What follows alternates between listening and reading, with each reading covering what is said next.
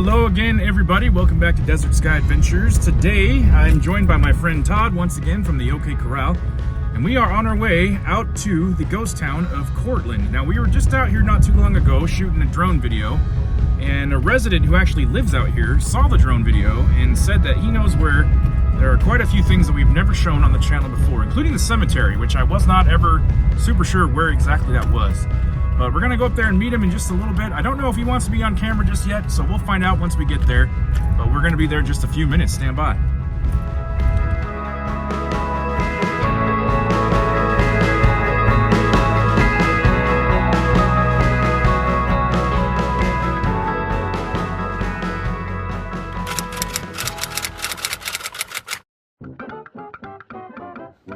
Courtland, Arizona is a ghost town in Cochise County that was founded in 1909 due to a huge copper boom in the area. The town is located at the foot of the Dragoon Mountains about 15 miles northeast of Tombstone and was named after Courtland Young, one of the owners of the Great Western Mining Company. Between 1908 and 1909, four large mining companies, the Great Western, the Calumet and Arizona, the Copper Queen, and the Leadville, began mining copper ore in the Dragoon Mountains. Hundreds of settlers arrived and established a tent city almost overnight. In a short time, the Mexico and Colorado Railroad built lines to the town to accommodate settlers. This image from 1909 shows people lined up to get their hands on one of the new plots in Courtland. The line was said to be over a mile long. At its peak, Courtland had a population of over 2,000 people. They had a schoolhouse, many different shops and stores, an automobile dealership and service shop, dance halls, lavish hotels, a post office, which at some point in the town's history moved to a more centralized location. There were restaurants, cafes, a tin and plumbing shop, and of course, a jail. According to researcher Joanne Rummel, Courtland never had a church of any kind. Services were held at the school, and they had a circuit preacher. This photo is labeled Courtland Union Sunday School, 1925. There was an ice cream parlor, a movie theater, even a baseball field and a horse racing track. Unfortunately, the mining boom in Courtland did not last very long, and within 10 years, the profits from the mines began to shrink. In 1921, a mass exodus occurred. At first, the Dragoons seemed to be rich in copper, but beginning in 1917, one mine shaft after another tapped into a layer of limestone 300 feet down. This eventually led to the abandonment of the mines, and eventually, of the entire town.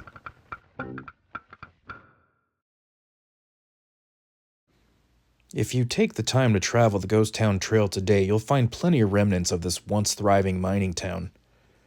There are ruins scattered throughout the old town site, and even a piece of now exposed water pipe that was originally installed sometime around 1911.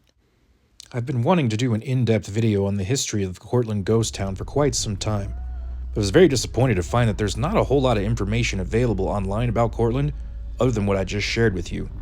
But, as we're about to find out, if you really want the inside story of Courtland, you gotta get it from a local.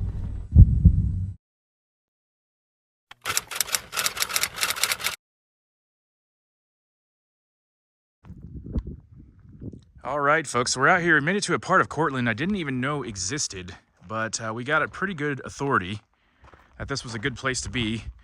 And this must be Mr. Clay. I am. How you doing? Good to meet you. You too. So you live out here remotely. Yes. Pretty quiet place. How long have you been out here? About a year and a half. Year and a half. And you are what, the caretaker of the area, or what is the caretaker, just take care of it for the owner. Okay, cool. And so you had seen our last video where we were flying drones, and you had contacted me and mentioned that there were some things that you knew about that we hadn't shown on the channel before. Right. So you were good enough to invite us out here to come show us around, and that's what we're gonna do. So what's the first thing we should go check out? I would start at the cemetery. Okay. That sounds good. Let's do that. That sign's still there. We're really quite fortunate that Clay decided to reach out to us. He provided me with a ton of photographs that I've never seen before, and a lot of historical information from the town of Courtland, including the works of his good friend Joanne Rummel, who was a researcher and spent much of her life dedicated to finding the true history of Courtland.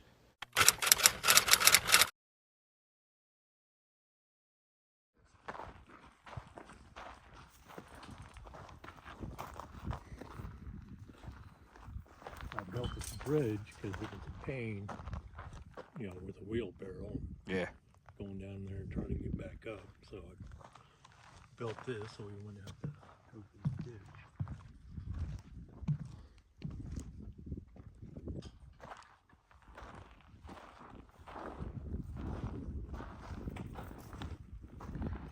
So this is what the Boy Scouts did for us. Ah. It's a Mexican. This guy here, he's buried in that concrete slab there. For some reason, the other guy that's buried next to him, who was his ranch hand, I believe, never made it on here. Okay.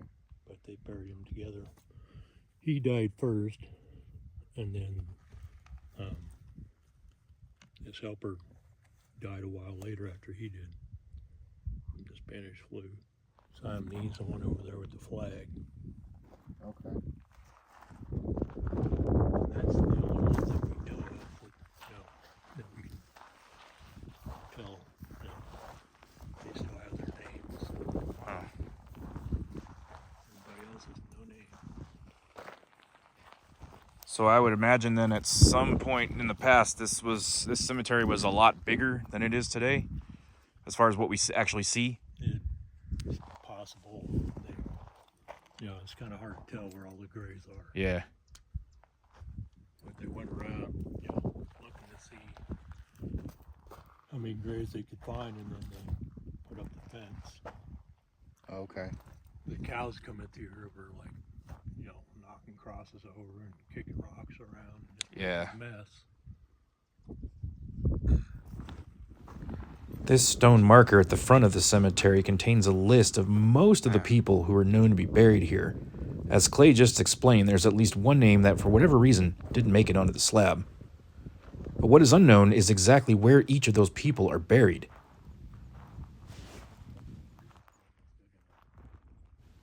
Researcher Joanne Rummel writes, the most easily identified graves in the Courtland Cemetery is the double slab grave of Thomas Allen and Jose Garcia.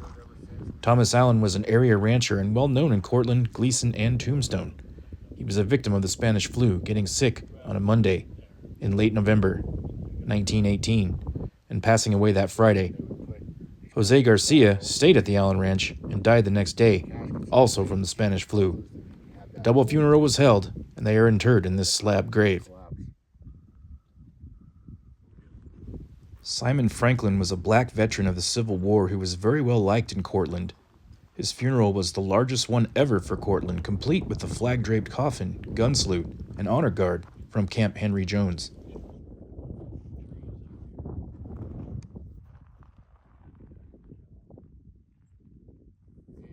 Unfortunately, at some point in the past, the grave of Simon Franklin was vandalized, and researcher Joanne Rummel, our new friend Clay, and their team took it upon themselves to restore this historic grave back to its former glory.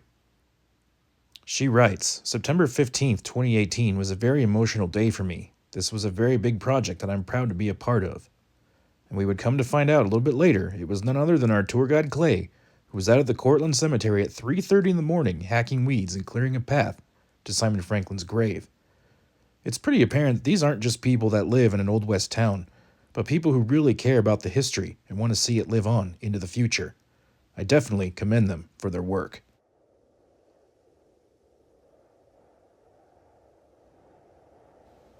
And since this is the last Old West graveyard in Cochise County that I have yet to film, I took a few minutes to make sure I documented as much as I could.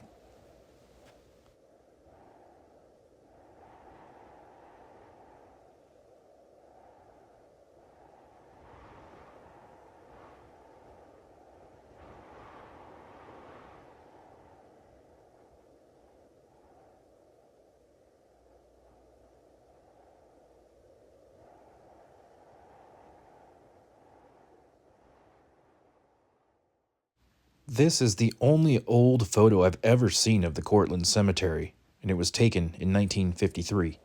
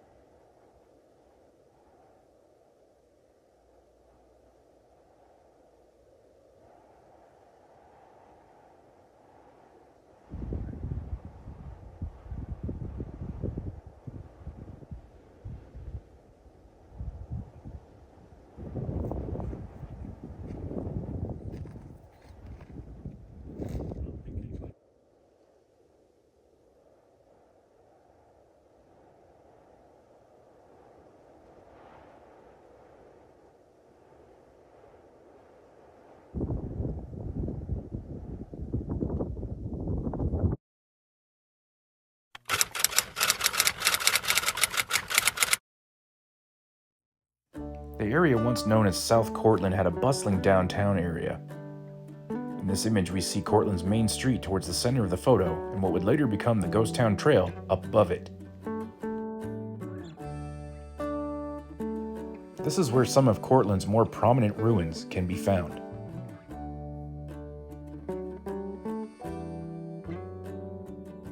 Everything I've ever read about this set of ruins claims that they were at one time the offices of the Great Western Mining Company, but according to Joanne Rummel, that is incorrect.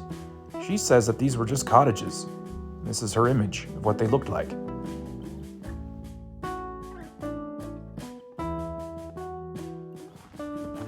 Also in South Courtland sits the ruins of the old Big Rock store, which at one point was the largest store in Courtland.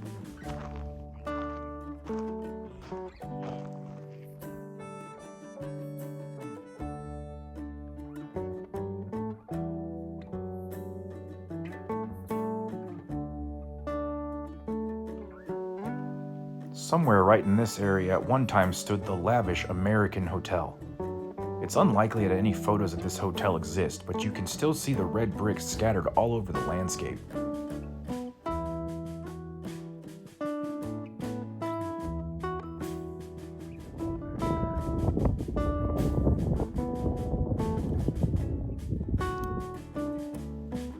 As we take a look down from above, we can see remnants of Courtland's mining past, as well as several other foundations and ruins that most likely no one alive today can tell me what they ever were.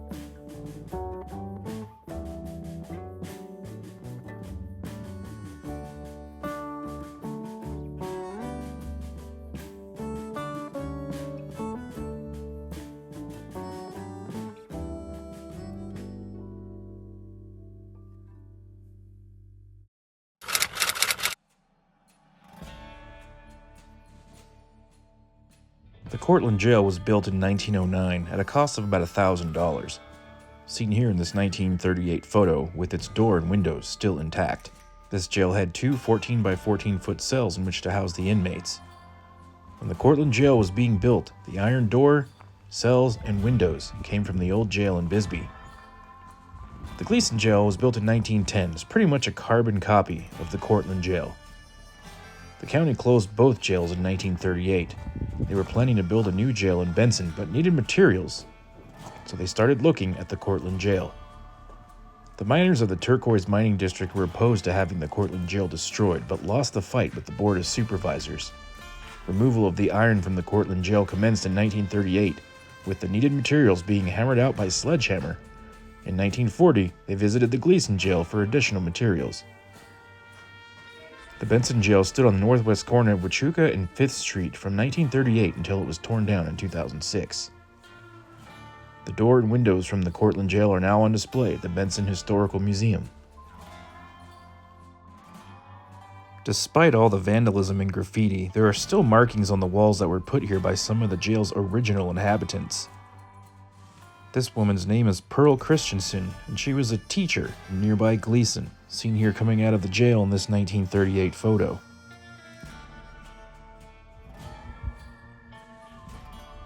It would be really nice to one day see this jail get restored, just like its Gleason counterpart.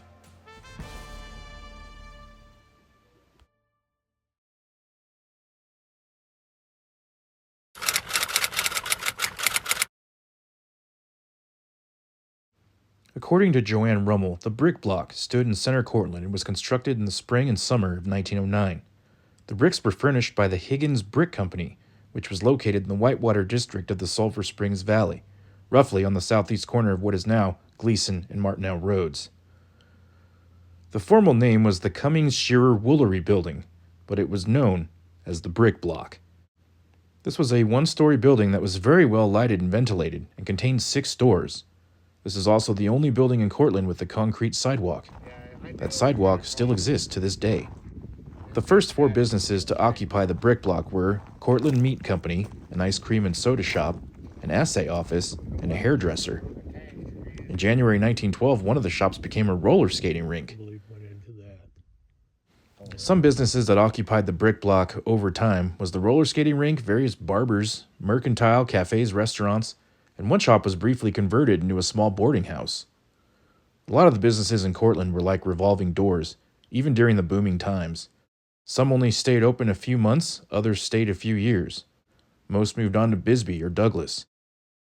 Some stayed in the Courtland area, moving locations from center Courtland to South Courtland, and depending on the merchant, sometimes just their inventory was moved, and other times the whole building was moved.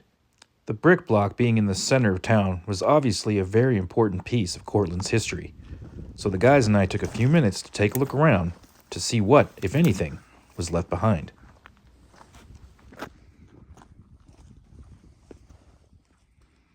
See, that one there had a chimney where a wood-burning stove, I believe, went into that.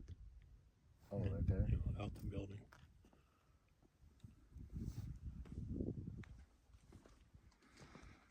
Well-made sidewalk. Lots of red brick everywhere.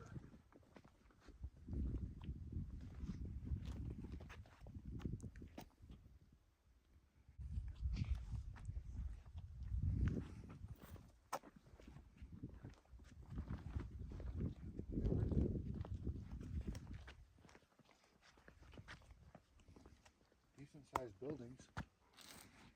And these were stores or residences? These are stores.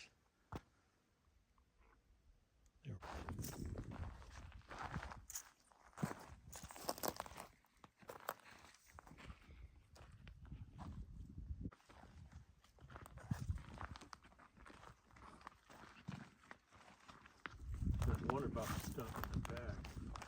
You had like a meat cellar or something back there.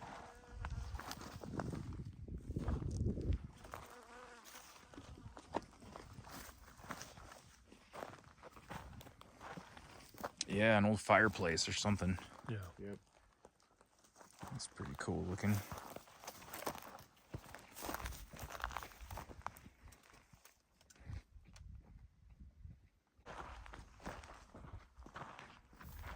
Thing's kind of small for a meat cellar, but may have been a outhouse. Don't really know. Not a You wouldn't want to fall.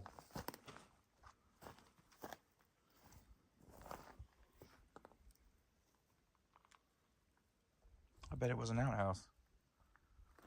What do you think?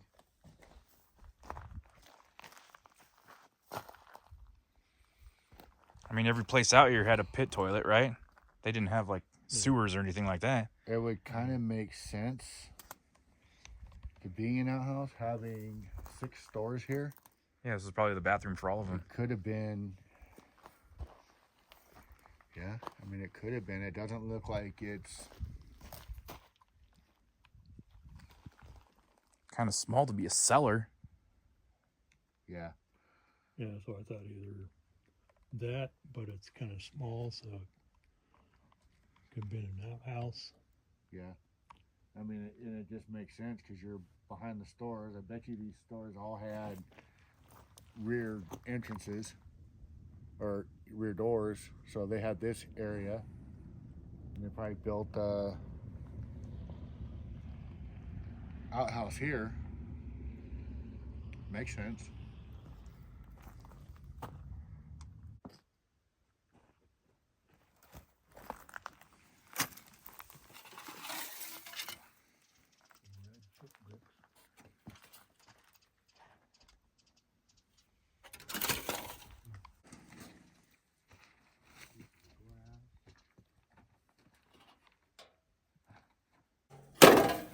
Could have been part of the roofing outhouse, especially with having that board there. I mean, that could be the floor. Yeah.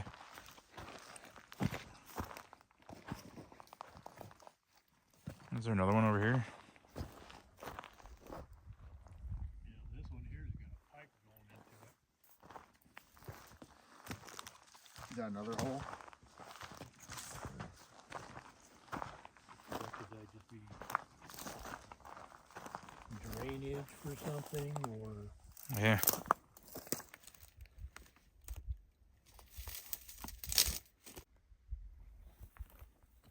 That line there goes out to the road, so it could have connected with part of the city's water line. yeah, I can't remember what they were. I mean,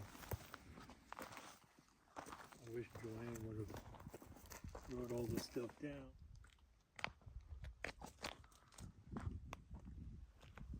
So this is supposed to be the only sidewalk in Courtland, but I found more down that way. Oh, did you? Can't really, I don't know. I'll let you see it. Can't really say it's a sidewalk, but I mean, there's a little bit there.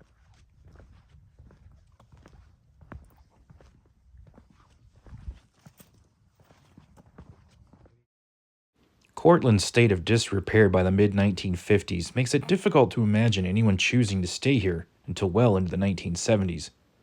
Nevertheless, one man did, and he became a local legend.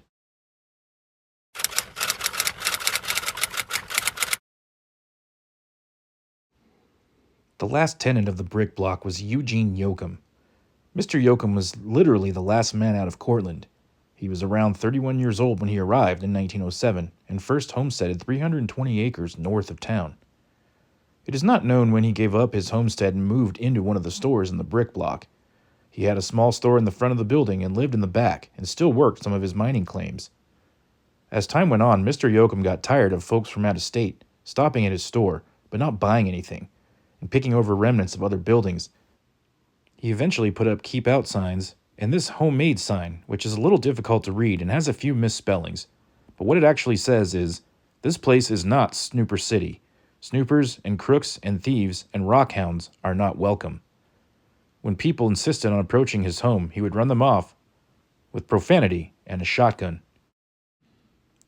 Mr. Yokum left Courtland for the last time by ambulance in 1974 at the age of 98 and was buried in the Courtland Cemetery.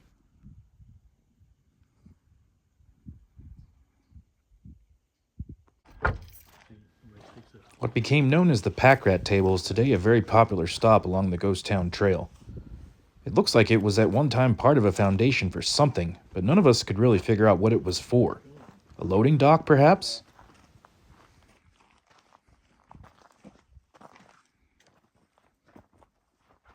I tried looking around, seeing if the wind blew it away or. Yeah, that's what I thought about the hat. I looked around here, couldn't find it.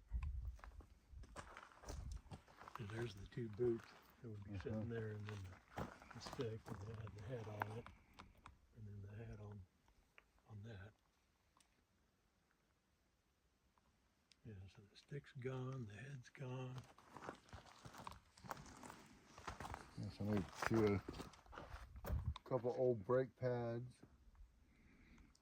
U-joints. You just leave them. And they're even in it. Old U-joint. There's something for the water to go through so it doesn't wash it all away.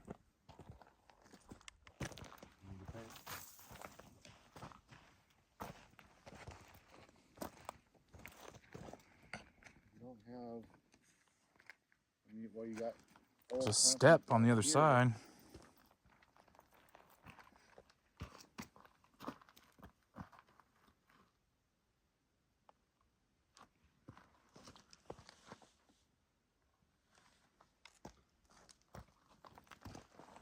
It's almost like there was a post here.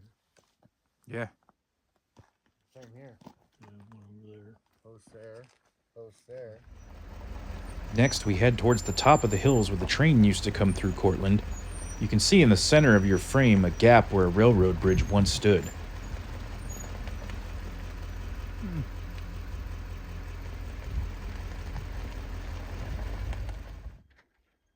Up here are even more ruins that we've never seen before, and again, none of us are really sure what any of these were ever used for. But given how close they were to the tracks, it probably had something to do with the railroad.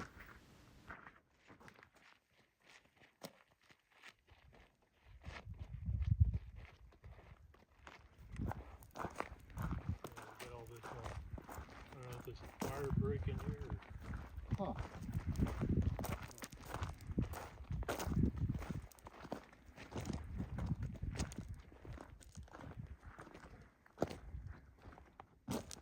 There's our last stop.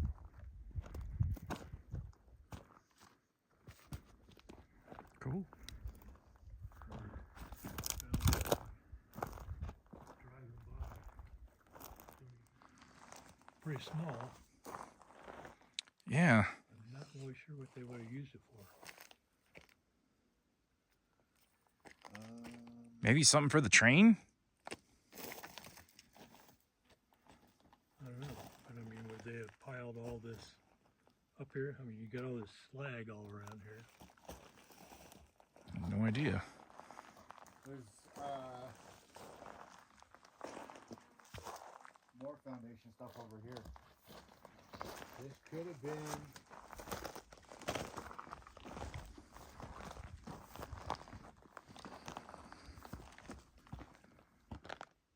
Based off the tailings, I wonder if this could have been a hoist.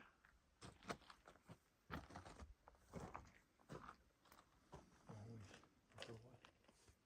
For a winch that goes straight down. Because you had.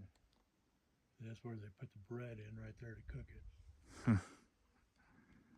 See, that's what I was wondering if this was like maybe a furnace or something.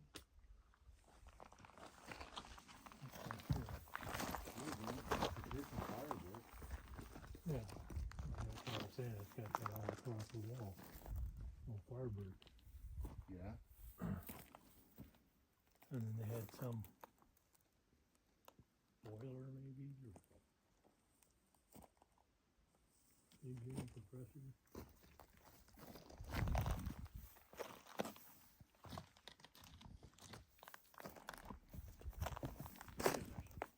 There's no mine in here, but yet there's no tailings here.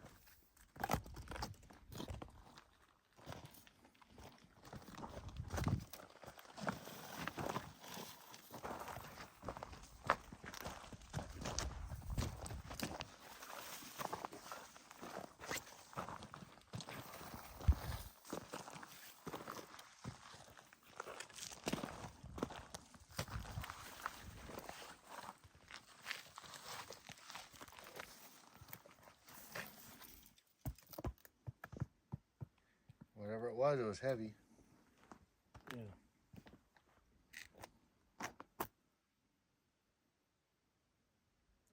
Something that needed a basement.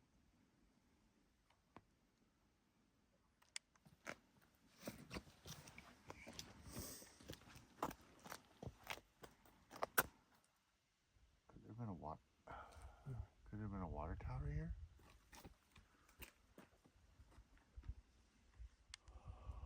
Or could this have been like a power station? Yeah, that's possible too.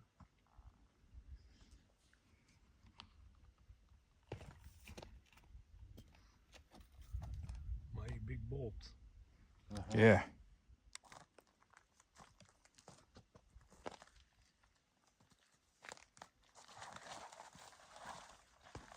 They were using for the fuel. Could that have been like the clean out, your ash store? So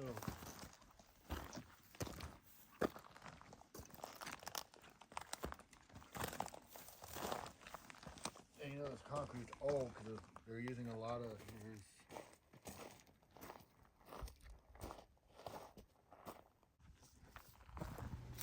We have no idea what this structure is or what it was used for. What could they have possibly bolted to the wall right here, and why? If you have any clue, please let us know in the comments.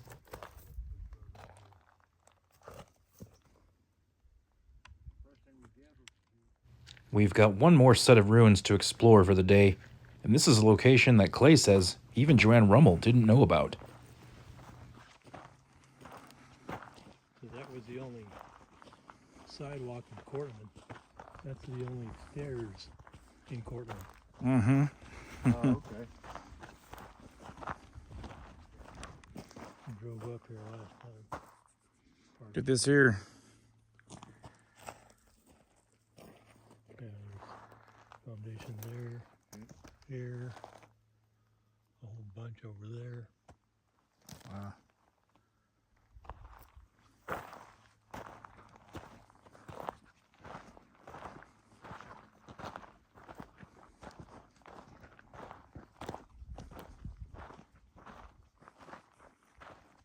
Metal.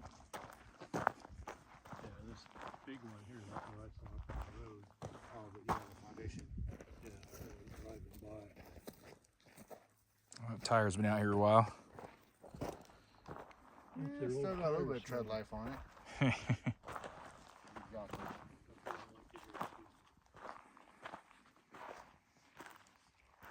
They're gonna trust land. It's their public land. They're just more uptight.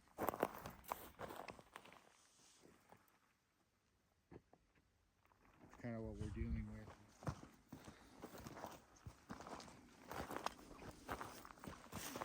So that's part of what we're dealing with. Some of the annexing we want to do.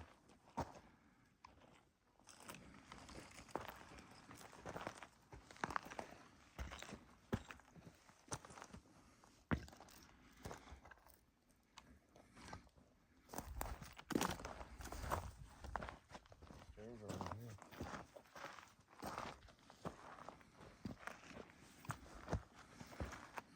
A lot of metal. Pipe.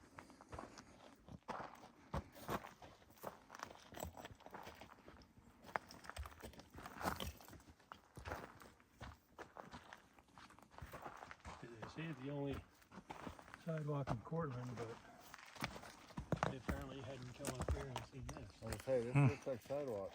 Yeah. Definitely not as thick as that one. Yeah, it's almost as like it could have been. I was wondering if this was a business for them to put, you know, sidewalk in here and stairs.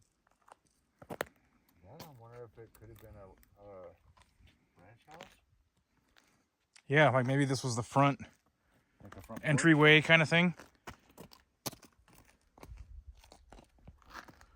They might have parked the car right here. Come up the stairs. This way, and then that way.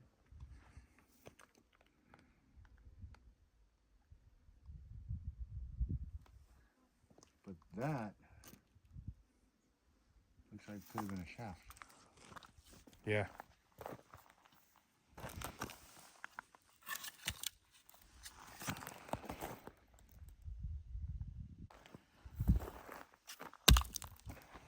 My place, I'm finding a lot of the old beer cans.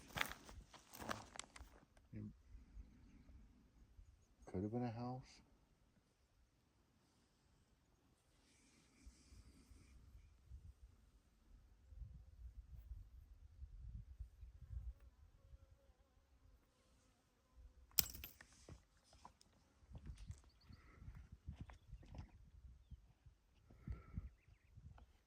Oh, there's pieces over here.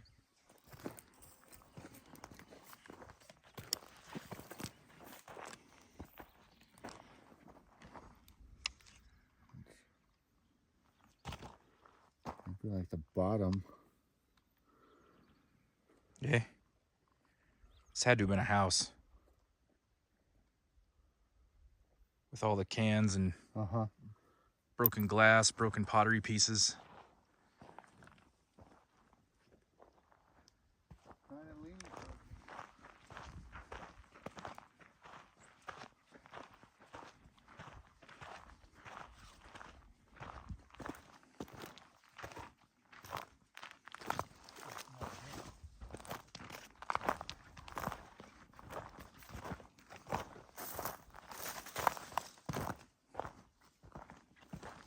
Cast iron.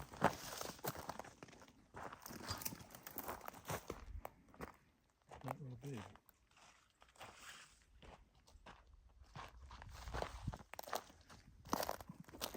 Somebody's bed. Yep. Yeah.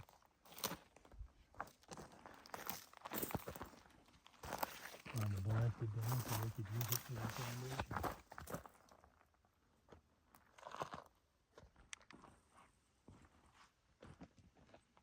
Oh, we got an old barrel in there or something.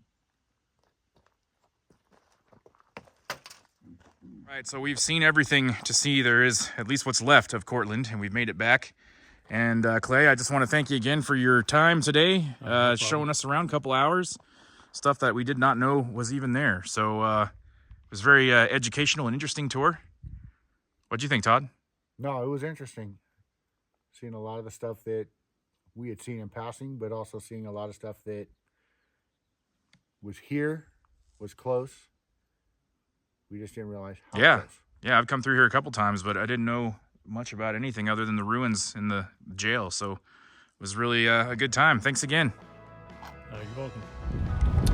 All right, folks, so that was our return trip to Courtland. Pretty cool. We got to see a lot of things that we have not seen before. And again, I just want to give a big thanks to Clay for taking the time out to show us around, show us all the cool stuff around the ghost town here. But that is going to be it for today, folks. Hope you enjoyed the video. If you did, do us a favor, hit that subscribe button if you haven't already. Hit the like button on your way out. Those things really help us out, and they don't cost you a thing. That's going to wrap it up from the Courtland Ghost Town today. So for myself, my friend Todd over here, until next time, until the next video, we'll see you down the road.